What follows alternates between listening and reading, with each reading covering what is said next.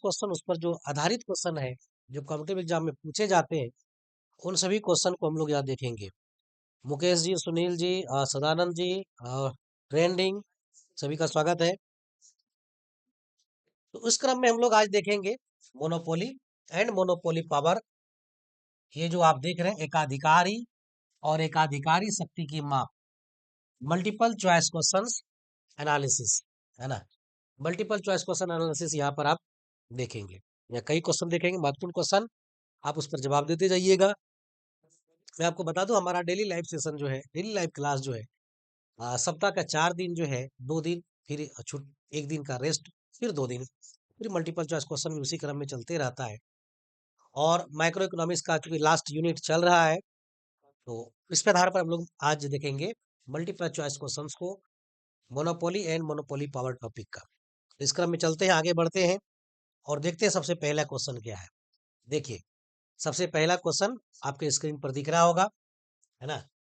बहुवैकल्पिक उत्तरी प्रश्न, multiple choice questions को। ये मल्टीपल चॉइस क्वेश्चंस क्या है, देखिए, कह रहा है कि एकाधिकार बाजार में उत्पाद होते हैं।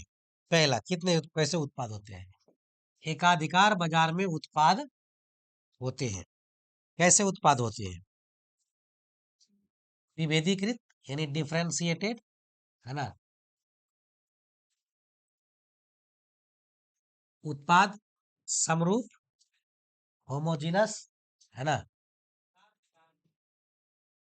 कोई नहीं था इनमें सभी। तो जो मोनोपोली मार्केट है, मोनोपोली मार्केट में कैसा उत्पाद होता है?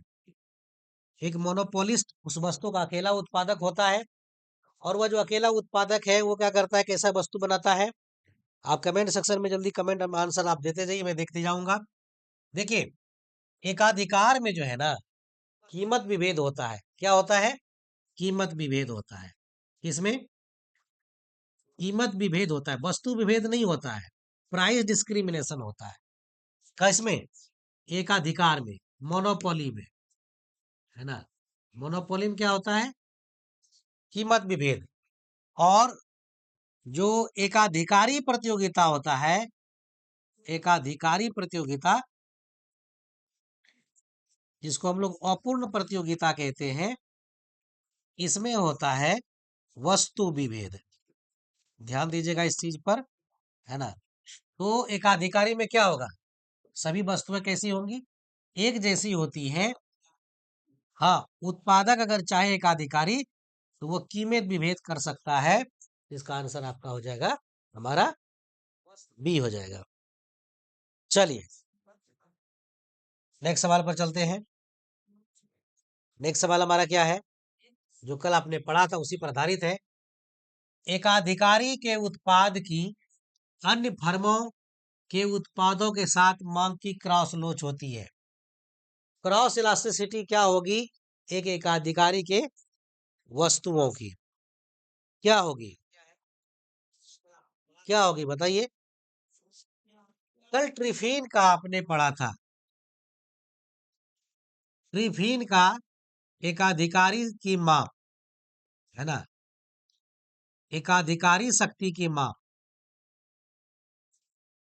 एकाधिकारी शक्ति की माप आपने पढ़ा था कि क्रॉस इलास्टिसिटी जितना कम होगा, मोनोपोली पावर उतना ही अधिक होगा। तो बताइए, एकाधिकारी उत्पाद की अन्य फर्मों के उत्पादों के साथ मांग की क्रॉस लोच क्या होती है? अगर वहां पर जीरो है, तो वो क्या है? एकदम शुद्ध एकाधिकार होगा, मोनोपोली होगा। तो इस केस में क्या होगा? हमारा आंसर क्या होगा? आंसर तुम लोग नहीं कर रहा है जी, सी होगा। सी में क्या है? जीरो होगा। एकाधिकारी जो वस्तु होती है उसका कोई क्लोज सब्स्टिट्यूट नहीं होता है ना, कोई स्थानापन्न नहीं होता है। और जब स्थानापन्न नहीं होगा, तो क्रॉस इलास्टिसिटी जीरो होगी। ठीक है, चलिए नेक्स्ट क्वेश्चन है कि एकाधिकारी के स्रोत कौन कौन से, यानी कौन कौन सा रीजन एकाधिकार को उत्पन्न करता है।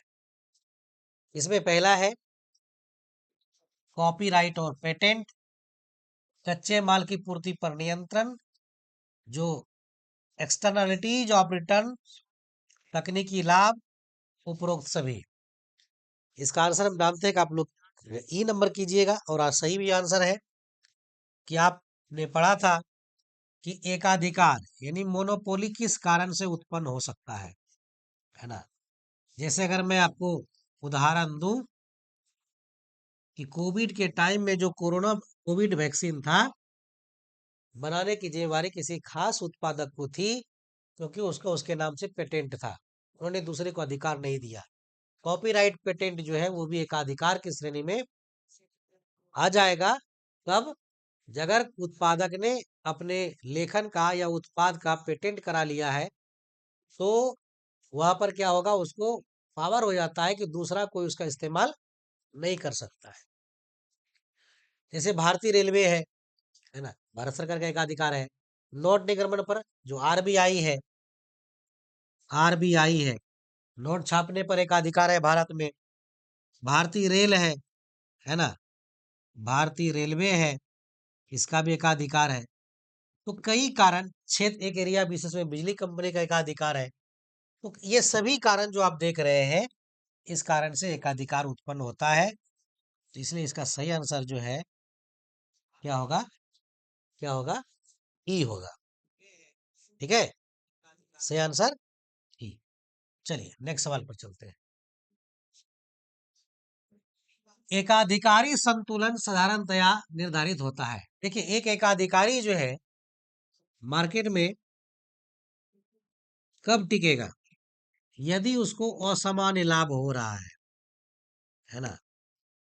यदि एकाधिकारी को असामान्य लाभ हो रहा है तो वह बाजार में टिका रहेगा, अदरवाइज वो मार्केट छोड़ के भाग जाएगा, है ना। एसी और ये एमसी और एमआर यहाँ इक्वल है, इसलिए देखिए यहाँ आउटपुट, ये देखिए यहाँ से यहाँ रेवेन्यू, ये देखिए यहाँ से यहाँ कॉस्ट। तो ये एरिया जो है उसको असामान्य लाभ है, एबनॉर्मल प्रॉफिट होगा, तभी वह मार्केट में टिकेगा, अदरवाइज मार्केट छोड़ के निकल जाएगा। तो अगर असामान्य लाभ हो रहा है, यानी उत्पादक को असामान्य लाभ हो रहा है, तो वह उत्पादन करेगा, अदरवाइज क्या करेगा, वो उत्पादन को बंद कर देगा। तो सही आंसर कौन सा होगा इसका, कमेंट सेक्शन में बताइए जल्दी, सही आंसर क्या होगा। क्या जी चंदन, क्या हो जाएगा सही आंसर जी, क्या लिखा है, क्या होगा जी, ए असामान्य लाभ होगा। अगर असामान्य लाभ नहीं होगा तो उत्पादक उत्पादन बंद कर देगा।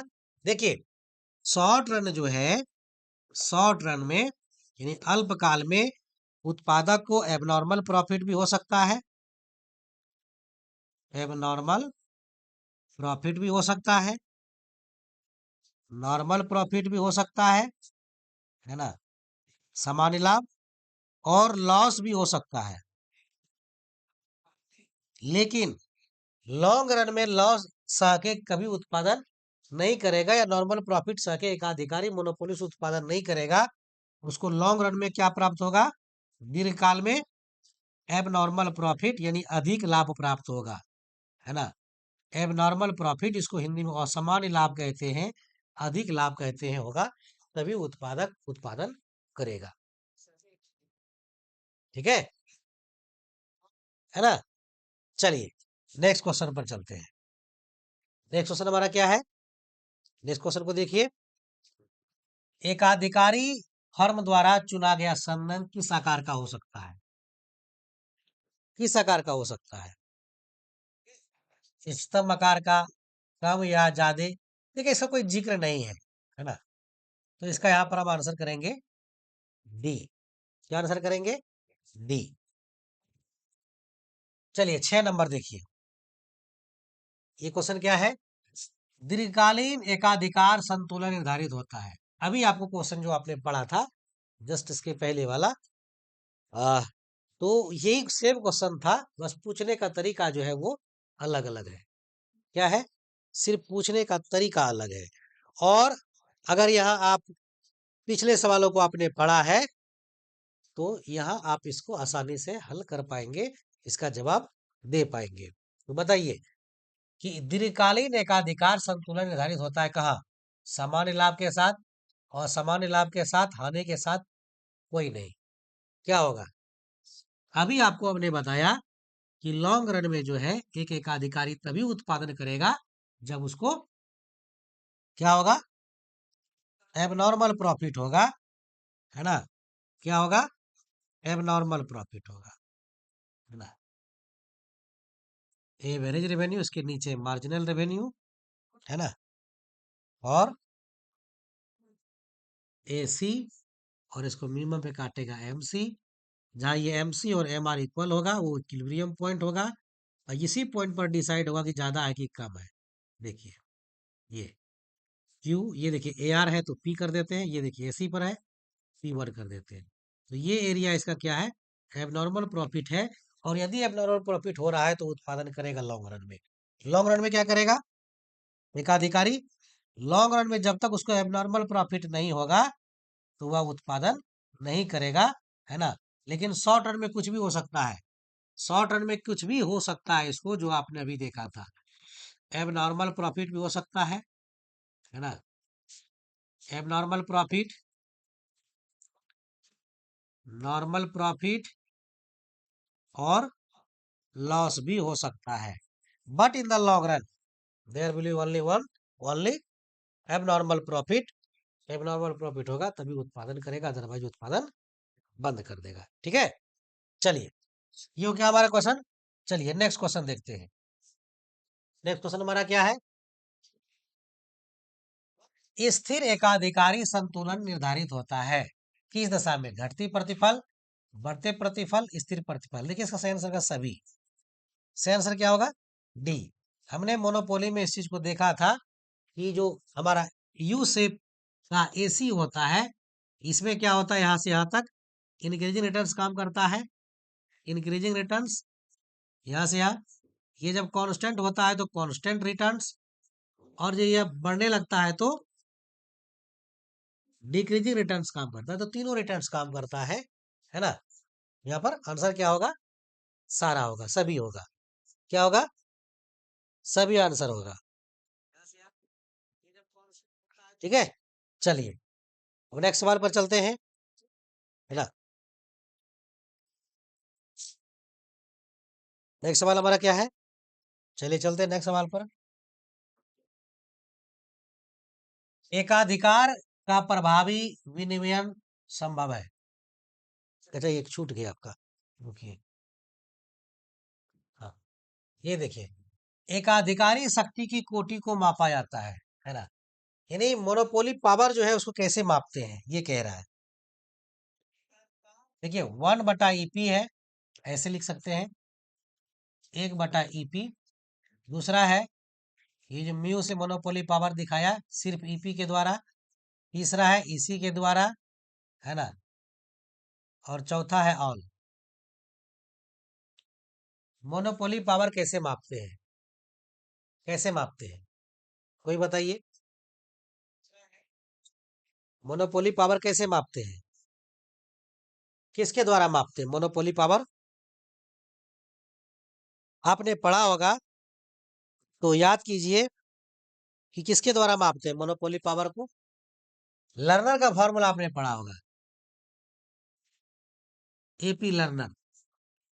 देखिए एक नंबर आंसर होगा एपी लर्नर का। ठीक है, क्या होगा? एक नंबर होगा। अच्छा, इसी क्रॉस इलास्टिसिटी है, ये किसने कहा था? इसी क्रॉस इलास्टिसिटी जितनी कम होगी मोनोपोली पावर उतना ही ज्यादा होगा, ये ट्रिफिन ने कहा था। ट्रिफिन ने। ठीक है, बी नंबर किसी ने नहीं कहा था। अगर यहाँ पर हम लर्नर का नाम दे दें, लर्नर का तो आंसर हो जाएगा एक, और अगर ट्रिफिन का नाम दे दें तो हो जाएगा बी। लेकिन ट्रिफिन में क्या है कि इसमें कुछ डिमेरिट्स है, इसलिए लर्नर का फॉर्मूला बेटर माना जाता है। हालांकि अगर आपका रहता है ए और सी दोनों तो उसको मार देते। इस केस में चूंकि बी होगा नहीं, ऐसा जब भी उलझन हो तो जो पॉपुलर हो उसको इस्तेमाल कर लेना चाहिए। इसलिए इसका आंसर क्या हो जाएगा हमारा? ए कर देना चाहिए यहाँ पर, क्योंकि बी पर यहाँ पर हमारा फिट नहीं बैठता है। ठीक है, चलिए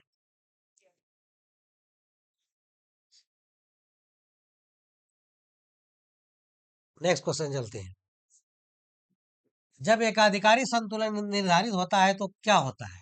कीमत मार्जिनल कॉस्ट से ज्यादा, कीमत मार्जिनल कॉस्ट के बराबर, कीमत मार्जिनल कॉस्ट से छोटा, इसमें से कोई नहीं। बताइए, अब इसका सही आंसर बताइए कि क्या होगा। सही आंसर क्या होगा जी?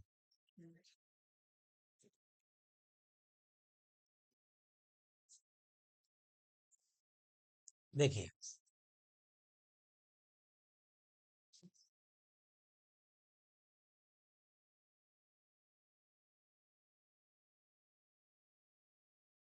इसको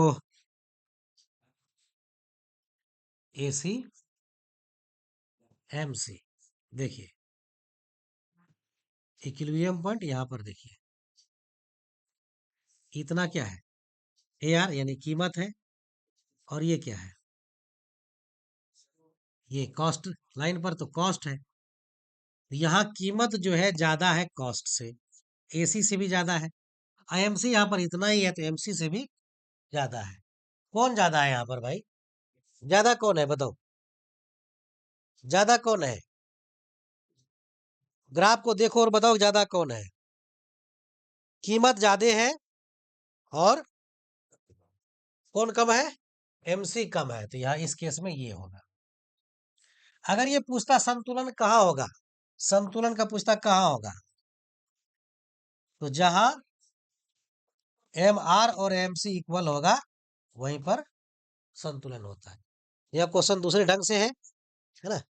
चलिए नेक्स्ट पर चलते हैं। हाँ, ये है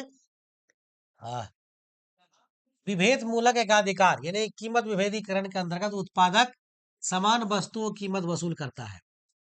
यानी जो कीमत विभेदीकरण कह रहा है, ये क्या कह रहा है? कीमत विभेदीकरण।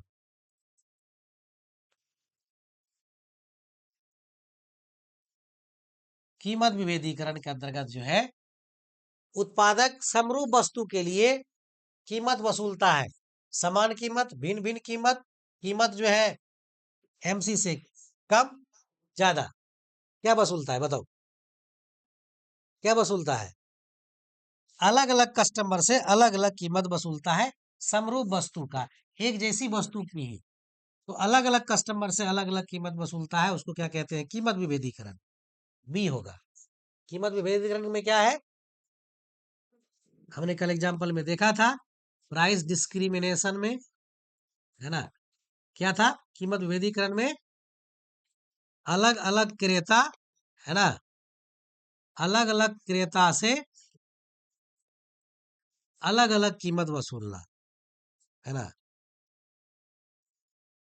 अलग अलग कीमत वसूलना, ये क्या कहलाता है? कीमत विभेदीकरण। कल हमने इस चीज को देखा था, और अच्छे से देखा था। चलिए नेक्स्ट क्वेश्चन हमारा है,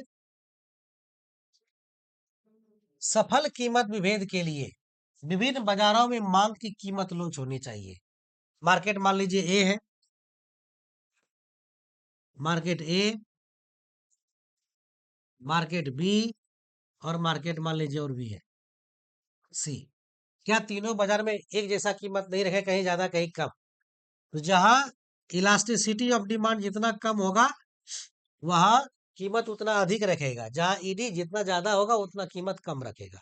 ठीक है, इसलिए क्या होगा कि मांग की कीमत लो जो है वो अलग अलग होगा अलग अलग बाजार में। सही आंसर इसका क्या होगा? ए होगा। ठीक है, चलिए नेक्स्ट पर चलते हैं। क्रयाधिकार, देखिए बाजार की हालत है जिसमें होता है क्रयाधिकार। क्रयाधिकार या क्रेताधिकार इसको कहते हैं। शब्द हिंदी में शब्दों का फेर करता है। क्रेताधिकार, इसमें खरीदार ही अकेला हो। क्रेताधिकार का मतलब क्या हुआ? मोनोप्सोनी। क्रेता अधिकार यानी यहाँ अकेला क्रेता होता है, खरीदने वाला ही अकेला होता है। कौन होता है? खरीदने वाला ही अकेला होता है, उसको क्या कहते हैं? क्रेताधिकार, जहाँ क्रेता का एकाधिकार हो, है ना, अकेला क्रेता। क्रेता यानी खरीदार का ही एकाधिकार होता है, खरीदार का ही एकाधिकार होता है, अकेला क्रेता होता है। तो उस केस में जो है क्रेताधिकार होता है। ठीक है, चलिए नेक्स्ट चलते हैं। अब क्रेताधिकार में संतुलन कहाँ होगा? क्रेताधिकार में संतुलन कहाँ होगा? अब आप लोग बताइए, ऑप्शन है आपके पास ए बी सी डी, क्या होगा सही आंसर इसका? जहां एम सी जो है कितना होगा, आप कंडीशन को अप्लाई कीजिए तो पता चल जाएगा इसका आंसर क्या है। हम 10 सेकंड टाइम दे रहे हैं, है ना। हालांकि यहाँ पर जो आंसर है वो ये जो भी है उसमें से कोई नहीं होगा, डी आंसर होगा। क्यों डी होगा बताते हैं। वह मार्जिनल कॉस्ट जो होता है, मार्जिनल यूटिलिटी के बराबर वसूल लेता है ना।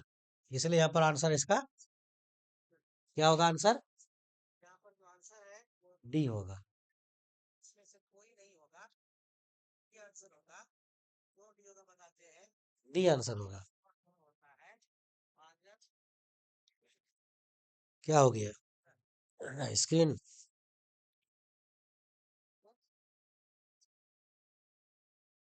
चलिए नेक्स्ट क्वेश्चन पर चलते हैं हम लोग। नेक्स्ट क्वेश्चन हमारा है,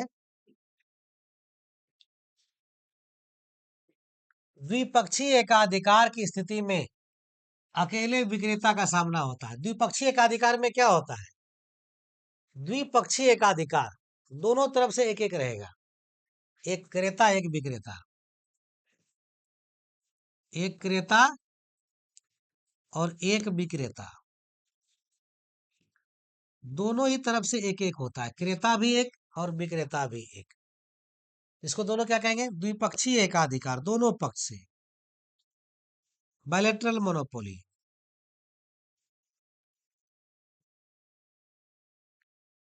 ना, बायलैटरल मोनोपोली, दोनों तरफ से। तो बताइए, अकेला विक्रेता का सामना किससे होता है? अकेला खरीदार से। सही आंसर क्या हो जाएगा? क्या जी? चंदन, सदानंद, मुकेश, हाँ आप लोग जो है, हाँ एकदम स्लो हो गए हैं। चलिए अब इम्पोर्टेंट क्वेश्चन जो और भी हैं, है ना, इसको देखते हैं। सरकारी एकाधिकार का उदाहरण है कौन? सरकारी एकाधिकार, जहाँ सरकार का एकाधिकार हो। टाटा मोटर, भारतीय रेलवे, अमेजन, रिलायंस जियो। चलो इसका आंसर करो जल्दी से, क्या आंसर होगा? बताओ क्या आंसर होगा, चलो जल्दी बताओ आंसर क्या होगा। हम भी आपके कमेंट को देख रहे हैं, ये क्या है। क्या लिखे हैं सदानंद जी?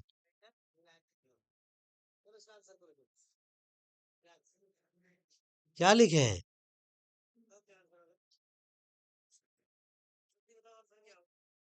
नहीं पता? सदा लिखेंगे ए। नहीं, भारतीय रेलवे सरकारी एकाधिकार है, सरकार का एकाधिकार है। तो इंडियन रेलवे भारतीय सरकार ना चलाती और कोई नहीं चलाती है कोई, किसी का है क्या? नहीं है। तो भारतीय रेलवे है। जैसे आप पढ़ते हैं ना, नोट छापने का एकाधिकार किसको नोट निगमन का आरबीआई को है ना। उसी तरह से रिजर्व बैंक ऑफ इंडिया को, उसी तरह भारतीय रेलवे, भारत सरकार का एकाधिकार है भारतीय रेलवे पर, भारत सरकार। ठीक है ना। आगे चले, चलो नेक्स्ट क्वेश्चन पर चलते हैं। अच्छा क्या होगा ना, हाँ। एकाधिकार बाजार में मांग वक्र कैसा होता है? डिमांड कर्व कैसा होता है? क्षैतिज, ऊर्ध्वाधर, नीचे की ओर ढलान वाला, ऊपर की ओर ढलान वाला। चलो आंसर बताओ, कैसा होता है डिमांड कर्व एकाधिकार में? कैसा होता है जी?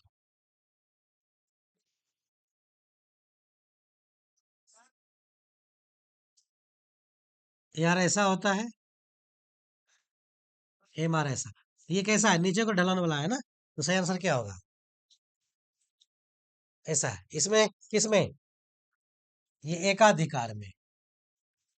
और पूर्ण प्रतियोगिता में कैसा होता है? पूर्ण प्रतियोगिता में इस तरह से होता है। ठीक है, ये किसका है? ये पूर्ण प्रतियोगिता का है।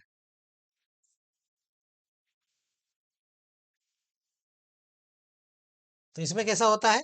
नीचे की ओर ढलान वाला, है ना। चलिए नेक्स्ट क्वेश्चन पर चलते हैं हम लोग। देखिए आ गया, learner index, AP learner. Learner index किसे मापता है? उत्पाद की गुणवत्ता, बाजार में प्रतिस्पर्धा, एक फर्म के मूल्य निर्धारण की शक्ति, उत्पादन लागत को। मोनोपोली पावर आपने पढ़ा था लर्नर का। मोनोपोली पावर कितना था? पी माइनस एम सी बटा पी। ठीक है। और दूसरा क्या था? 1 बटा ईपी। ईपी या ईडी किसका? एपी लर्नर का। ये क्या मापता था? मोनोपोली पावर, यानी एक फर्म के मूल्य निर्धारण की कितनी शक्ति है, मूल्य निर्धारण की शक्ति। सही आंसर सी। चलिए नेक्स्ट सवाल, ये देखिए, लर्नर इंडेक्स का सूत्र क्या है? अभी आपको हमने बताया था लर्नर इंडेक्स का सूत्र क्या है। लर्नर इंडेक्स एपी लर्नर का, अभी आपको हमने बताया कि जो मोनोपोली पावर है वो P माइनस एम सी बटा पी। एक ये फॉर्मूला है लर्नर, दूसरा इसी से निकाला 1 बटा ई या ई पी और ई डी। तो इसमें सही आंसर कौन सा होगा? देखिए P माइनस एम सी बटा पी ये है, इसको अगर लिखिएगा तो ये ऐसे है। ये कैसा है? एम सी माइनस पी बटा एम सी, ये है देखिए। तो सही आंसर इसका कौन सा होगा? सही आंसर बताइए कौन सा होगा? सही आंसर क्या होगा? क्या होगा? चंदन ए। और लोगों का? बड़ी देर से आंसर करते हैं आप लोग, एकदम क्विक आंसर मारिए, क्योंकि इसको पढ़ा हुआ है आपका, है ना। चलिए नेक्स्ट सवाल पर चलते हैं। देखिए नेक्स्ट सवाल हमारा है, ये देखिए, यदि किसी फर्म का लर्नर इंडेक्स 0 है तो इसका अर्थ क्या है? लर्नर इंडेक्स 0 होने का मतलब है मोनोपोली पावर 0। मोनोपोली पावर 0 मतलब एकाधिकारी की शक्ति जो है,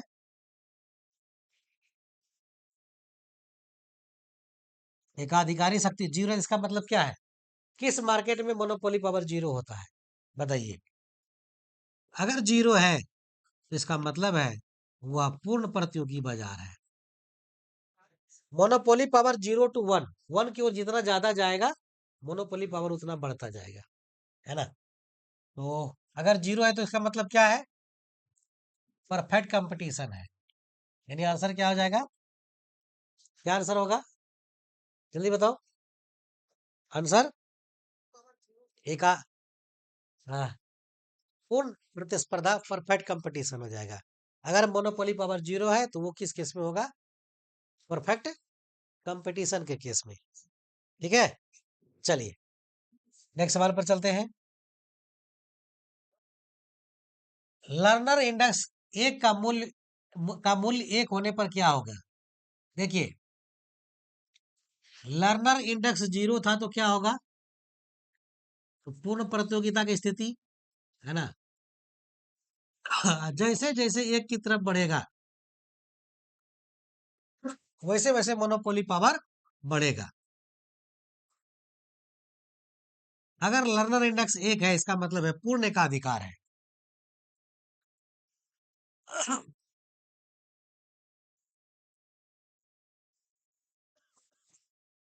क्या होगा?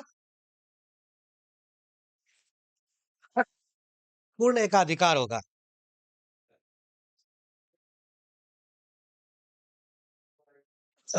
चलिए नेक्स्ट क्वेश्चन चलते हैं। अब देखिए इसको क्या लिखा है, ट्रिफिन इंडेक्स का मुख्य उद्देश्य क्या है? ट्रिफिन इंडेक्स जो निकाला वो क्या बता रहा था? आपने कल पढ़ा था ट्रिफिन इंडेक्स को, क्या बता रहा था? उत्पाद की मांग मापना, फर्म की लाभदायकता, बाजार में एकाधिकार शक्ति मापना, सरकारी नीति का प्रभाव मापना। बताओ क्या मापेगा?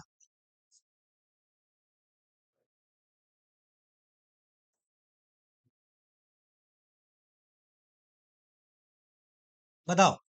लर्नर ट्रिफिन का इंडेक्स जो था, कल जो आपने पढ़ा था, मोनोपोली पावर मापने का इंडेक्स पढ़ा था, क्रॉस इलास्टिसिटी से। मोनोपोली पावर, एकाधिकारी की शक्ति की माप, एकाधिकारी शक्ति की माप, क्रॉस इलास्टिसिटी था इसका। वो क्या मापता है? बाजार में एकाधिकारी की शक्ति कितनी है, मोनोपोली पावर कितना है। सही आंसर क्या हो जाएगा इसका? सी हो जाएगा। सही आंसर सी। चलिए नेक्स्ट क्वेश्चन पर चलते हैं।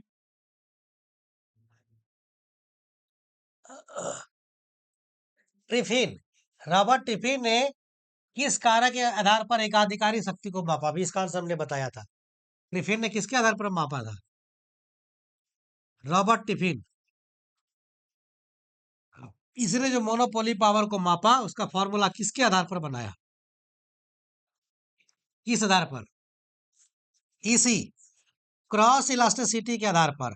और कहा कि अगर क्रॉस इलास्टिसिटी 0 है तो वह मोनोपोली पावर अधिकतम है।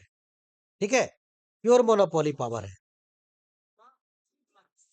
ठीक है, तो सही आंसर क्या होगा?